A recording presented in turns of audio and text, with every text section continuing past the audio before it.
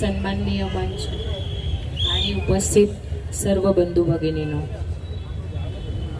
आपल्याला सर्वांना माहिती आहे 20 तारखेला जी लोकसभेची निवडणूक आहे त्याच्यामध्ये आपले उमेदवार राजेशजी पाटील यांना बहुमताने विजयी करायचं आहे आणि तो संकल्प घेण्यासाठी आज आपण इथे सगळे उपस्थित झालो आहोत। एकच सांगेन की गेल्या आठवड्यामध्ये मोठे मोठे नेते येऊन गेले आणि आपल्याविषयी सगळं चांगलं बोलून गेले।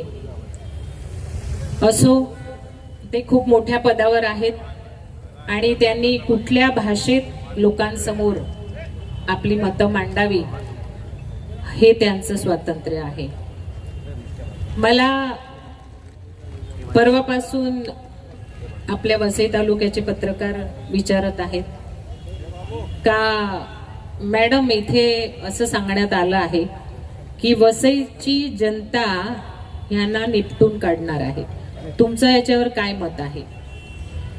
मी त्यांना सांगितलं की 1995 साली जेव्हा सगळेच पक्ष एकत्रितपणे येऊन त्यांच्याकडे एकच मुद्दा होता, दहशतवाद। आमच्या विरोधात जेवढे पक्ष आहेत महाराष्ट्रामधले ते सगळेच आमच्या विरोधात उभे होते आणि तशा कठीण परिस्थितीमध्ये म्हणजे लोकल पेपर, एकूण एक लोकल पेपर ज्याचा फ्रंट पेजवर फक्त आणि फक्त दहशतवाद हा मुद्दा होता। अख्खं संरक्षण इथे, पोलीस संरक्षण इथे अख्खी फौज उतरवण्यात आली होती आणि काही मराठी टीव्ही चॅनल्स त्यांनी सुद्धा हा मुद्दा उचलून धरला होता दहशतवादाचा। त्या वेळेला म्हणजे अतिशय परिस्थिती अशी निर्माण केली होती की ठाकूर परिवार म्हणजे दहशतवाद, हितेंद्र ठाकूर म्हणजे दहशतवाद। आणि तशा वेळेला या जनतेने आम्हाला साथ दिली आणि आजवर गेली 30 वर्ष ही जनता आमच्या बरोबर आहे, लोक आमच्या बरोबर आहे, सर्व जाती धर्माची लोक। मी त्यांना एकच उत्तर दिला पत्रकार महोदय यांना की वसईची जनता आम्हाला नाही, त्यावेळेला तुम्हाला निपटून काढलेले सगळे तुम्ही एकत्रितपणे आले होते तेव्हा तेव्हापासून तुम्हालाच निपटवत आले आहेत। त्याच्यामुळे आम्हाला, आणि असं पण विचारलं गेलं की मोठे मोठे पक्ष आहेत तुमच्या समोर, तुम्हाला कोणाचं आव्हान वाटते? म्हटलं आम्हाला अजिबात कोणीही आमच्या समोर वाटत नाही, कारण बहुजन विकास आघाडी पक्ष हा लोकांची कामे करत असतो आणि करत असताना जेव्हा एकदा निवडणूक झाली, जिंकून आल्यानंतर माझे पती हितेंद्र ठाकूर किंवा त्यांचे सगळे सदस्य किंवा आमचे कार्यकर्ता बहुजन विकास आघाडी पक्षाचे, त्यांनी कधीही असं सांगितलं नाही की तू वेगळ्या पक्षाचा आहे, तुझं काम होणार नाही। एकदा इलेक्शन झालं, जिंकून आले की कुठलाही जाती धर्माचा माणूस नाही, कुठलाही पक्षाचा माणूस नाही, आपण निवडून आलो, लोकांनी आपल्यावर विश्वास केला आणि आपल्याला लोकांची कामे करायची आहेत। आणि या वसई शहराचा जो विकास झालेला आहे तो तुम्ही तुमच्या नजरेने पाहिलेला आहे, मला इथे जास्त काही सांगायचं नाहीये। दुसरी गोष्ट, तुम्हाला सगळ्यांना माहित आहे पाऊस आला की कोण बाहेर पडते?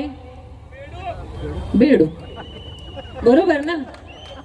हा प्रश्न सुद्धा मला विचारण्यात आला। म्हटलं फार मोठे व्यक्ती आहेत जे असं बोलतात, पण कदाचित पावसाळा आलेला दिसतोय मला, तेव्हाच ही बेडकं आपल्या शहरामध्ये आलेली आहे। आम्ही लोक 5 वर्षामध्ये वर्षाचे 12ही महिने 24 तास आम्ही लोकांबरोबर असतो। आम्ही निवडणूक आली का आम्ही कुठून तरी उगवतो असं नाहीये। मी आज जाहीर मध्ये एक गोष्ट तुम्हाला सांगते।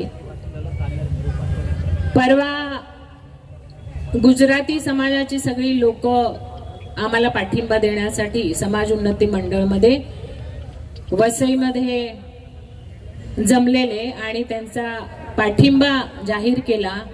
जैन लोक होती, गुजराती होते, वैष्णव होते, सगळे गुजराती समाजाच्या लोकांनी आम्हाला पाठिंबा जाहीर केला. आणि त्यावेळेला मी त्यांना असं सांगितलं, कोरोना काळामध्ये एक पत्नी म्हणून आम्ही साहेबांना सांगितलं होतं तुम्ही घराच्या बाहेर पडू नका. माझ्या मुलांनी सांगितलं होतं पप्पा कोरोनासारखी अशी बिमारी आलेली आहे, तुम्ही बाहेर जाऊ नका. त्यावेळेला आम्हाला त्यांनी एकच गोष्ट सांगितली की आज जर कोणाला माझी आवश्यकता असेल, मदतीची गरज असेल आणि मी घरी बसून राहिला, तो व्यक्ती जर मला भेटायला तिकडे आला तर काय होईल. आम्ही काहीच त्यांना बोलू शकलो नाही. तो दिवस आणि आज तुम्ही सगळे साक्षी आहात की हा माणूस आपल्या ऑफिसच्या खुर्चीवर कधी बसला नाही, बाहेर बसलेला असतो सगळ्यांसाठी.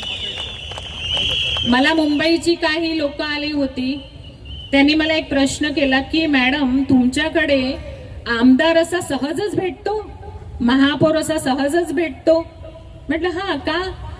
म्हणे आमच्याकडे मुंबईला एखाद्या नगरसेवकाला जर भेटायचं असेल तर आम्हाला चिठ्ठी पाठवायला लागते, अपॉइंटमेंट घ्यायला लागते आणि तेही त्याची मर्जी असेल तर आज नाही उद्या, उद्या नाही परवा, पुढच्या आठवड्यात, 15 दिवसांनी त्याच्या ऑफिसचे दरवाजे कायम बंद असतात आणि इथे आपल्या ऑफिसाला दरवाजाच नाही मिळत.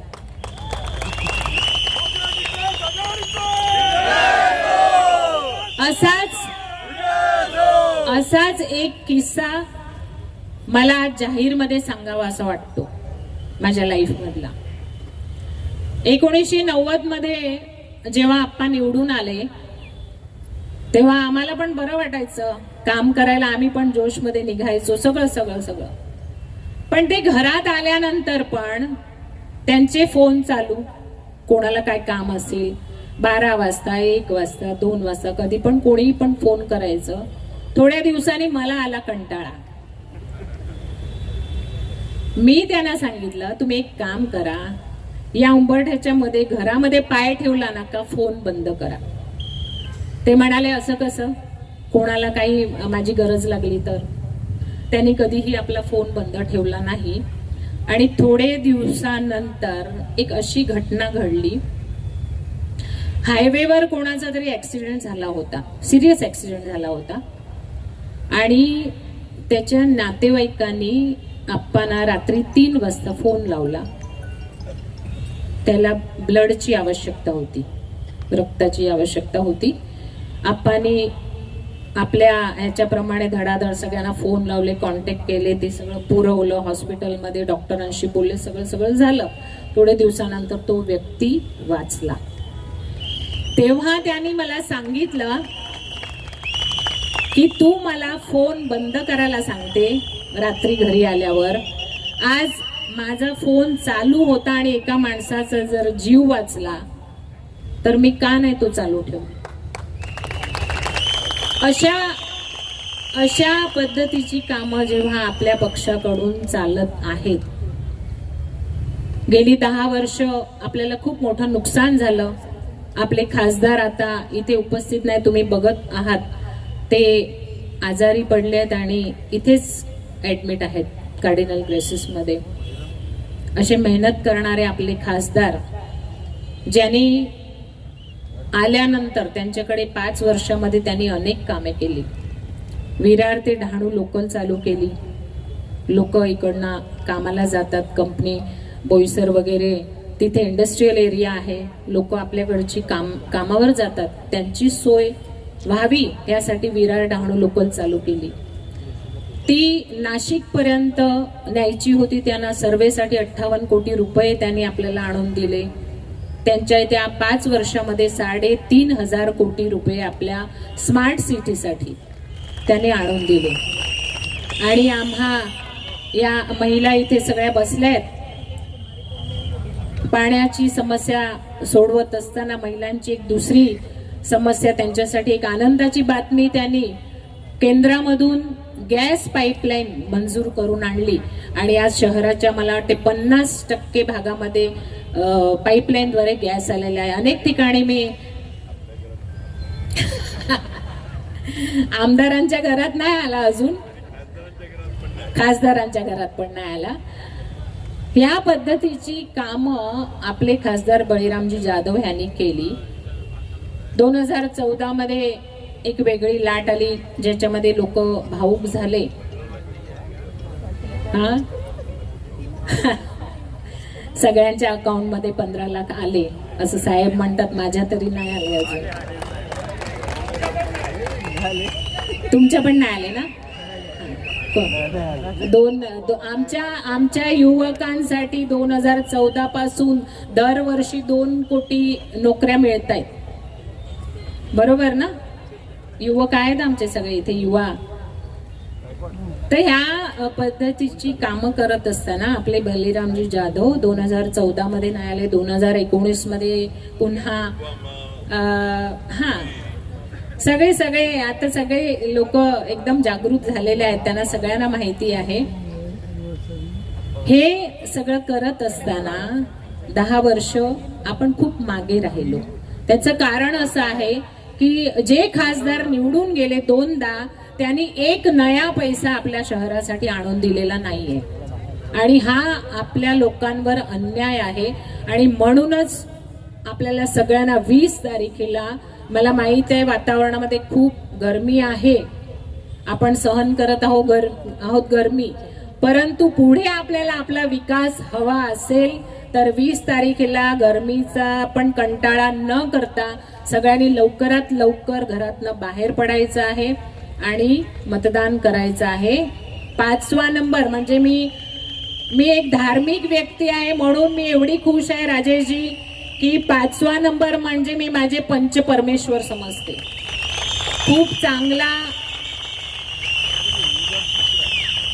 खूप चांगला आकडा आपल्याला भेटलेला आहे. राजेश रघुनाथ म्हणजे रघुराम पण याच्यामध्ये सामील आहे. बरोबर ना? राजेश रघुनाथ पाटील 5व्या नंबरवर निशाणी आपली शेट्टी. मी मुद्दाम सांगू इच्छितो तुम्हाला सगळ्यांना की तुम्हाला एक खुश खबर देते की आमच्या परिवाराकडून एक अतिशय सुंदर श्री कृष्ण भगवानचं मंदिर आम्ही बनवत आहोत. तुम्हाला सगळ्यांना आम्ही आमंत्रण देणार प्राण प्रतिष्ठेच्या दिवशी आणि कोणालाही बंदी नसणार आहे तिथे आतमध्ये दर्शन करायला जाण्याची. द्वारकेला जसं आहे तसंच भव्य मंदिर आपण ठाकूर परिवारकडून बनवलं जाते आहे. जय. बरं, आता मी असं सांगू का तुम्हाला का आम्ही मंदिर बनवतो म्हणून तुम्ही आम्हाला मत द्या, असं सांगून चालेल का? मी मंदिर करते त्याच्याने आमच्या युवकांना नोकरी मिळेल का? गरीब लोकांची पोटं भरतील का?